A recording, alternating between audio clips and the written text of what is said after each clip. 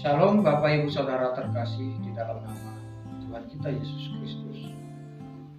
Sebelum saya memaparkan tentang kitab Kisah Para Rasul yang menjadi tugas saya di dalam mata kuliah pengetahuan pengantar perjanjian baru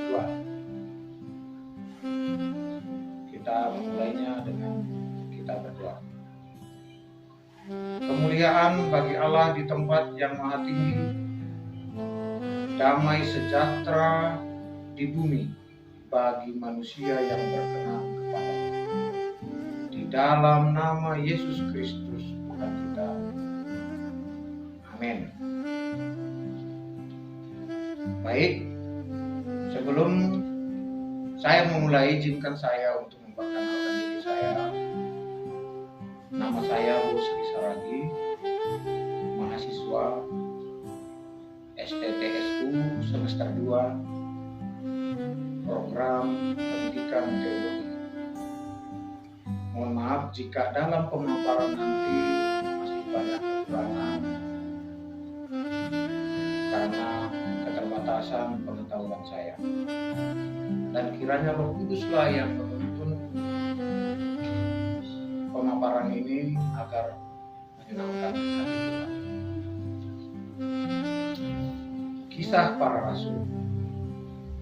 Inilah buku kedua dari kitab Kisah Para Rasul yang ditulis oleh Lukas itu sendiri, dan ini adalah kitab yang kedua dan urutan yang kelima dari Perjanjian Baru. Ditulis pada sekitar tahun 63 Masehi. Mengapa Lukas menuliskan kitab Kisah Para Rasul ini dan apa saja motifnya? Ada 4 motif yang perlu kita catat di sini, yaitu yang pertama adalah motif sejarah, motif doktrin, motif pembelaan, dan motif biografi. Adapun yang dimaksud dengan motif sejarah ialah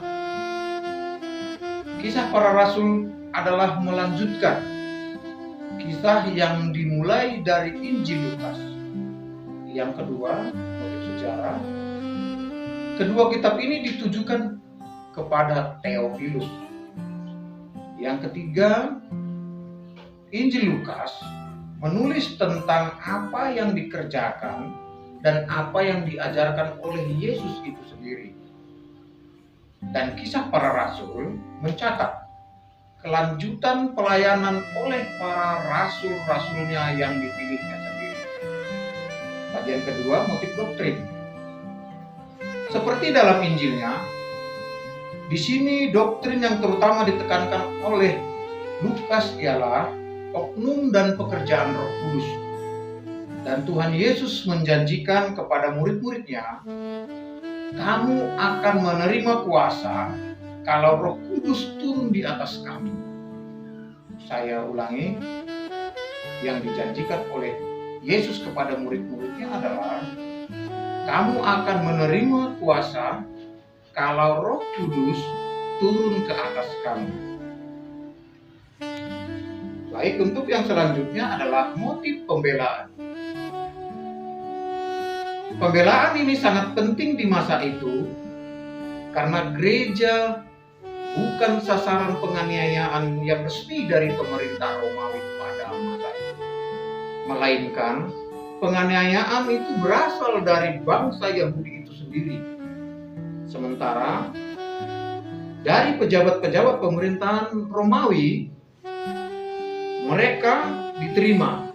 Mereka yang dimaksud ini adalah para rasul-rasul itu, diterima dan tidak pernah dianiaya dari pemerintah Romawi itu. Bagian keempat, motif biografi. Di sini ada 2 tokoh sentral yang disebutkan oleh Lukas, yaitu Paulus dan Petrus. Di dalam kisah 1, saya ulangi, di dalam Kisah Para Rasul 1-12, ini sebagian besar menuliskan tentang pelayanan Petrus. Dan di dalam Kisah Para Rasul 13-28 menuliskan tentang pelayanan seorang Paulus.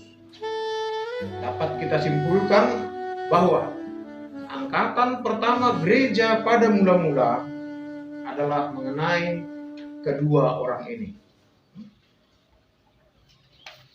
Dalam pelayanannya, Petrus dan Paulus banyak dibantu oleh orang-orang ternama, yaitu Stefanus, Filipus, Barnabas, Silas, Timotius, Apolos, dan lain-lain.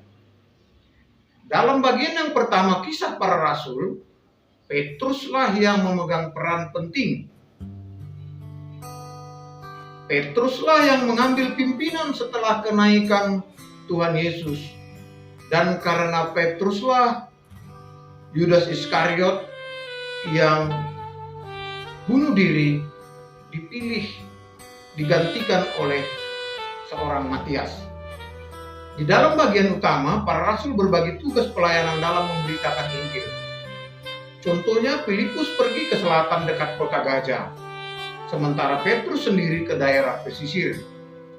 Dan selama periode inilah terjadi pertobatan yang namanya Saulus.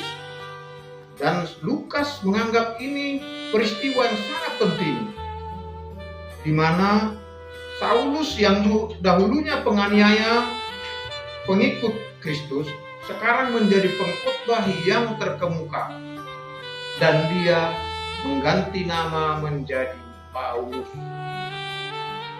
Paulus dalam perjalanan yang pertama untuk memberitakan firman Tuhan, dia pergi ke Galatia, yang kedua ke Makedonia dan Akhaya, dan yang ketiga dan selanjutnya dia pergi ke provinsi Asia.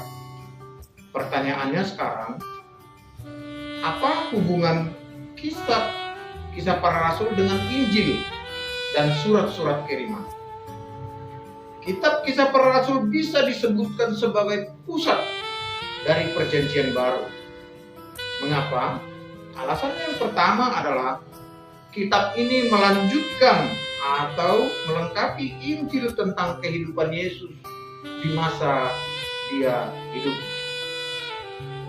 Yang kedua, kitab ini menunjukkan penggenapan nubuat Tuhan tentang gereja-gereja sekarang ini. Jadi bisa saya simpulkan, kitab Kisah Para Rasul sangatlah sentral posisinya di dalam Perjanjian Baru. Dan dari kitab ini banyak hal yang bisa kita ambil sebagai bahan pelajaran di dalam kehidupan sekarang ini. Salah satu contoh adalah pertobatan Saulus yang menjadi Paulus dan sang pengkhotbah terkemuka tersebut. Di dalam kehidupan kita juga banyak orang berdosa dan sekarang memilih bertobat dan mengikut kepada Yesus Kristus. Untuk itu saya mengajak kepada seluruh orang yang masih hidup di dalam kedagingan, tinggalkanlah dosa-dosa, segeralah bertobat, dan akuilah bahwa Yesus adalah Tuhan dan Juru Selamat kita semua. Bukan cuma Juru Selamat orang Kristen, tetapi Juru Selamat dunia. Untuk itu, marilah kita mengikut bagaimana cara kehidupannya oleh Yesus itu sendiri. Demikianlah pemaparan singkat yang bisa saya berikan ini tentang kitab Kisah Para Rasul. Saya menyadari bahwa masih banyak kekurangan, dan saya mohon maaf atas kekurangan tersebut. Akhir kata, saya hanya bisa mengucapkan banyak terima kasih, dan Tuhan Yesus memberkati. Shalom.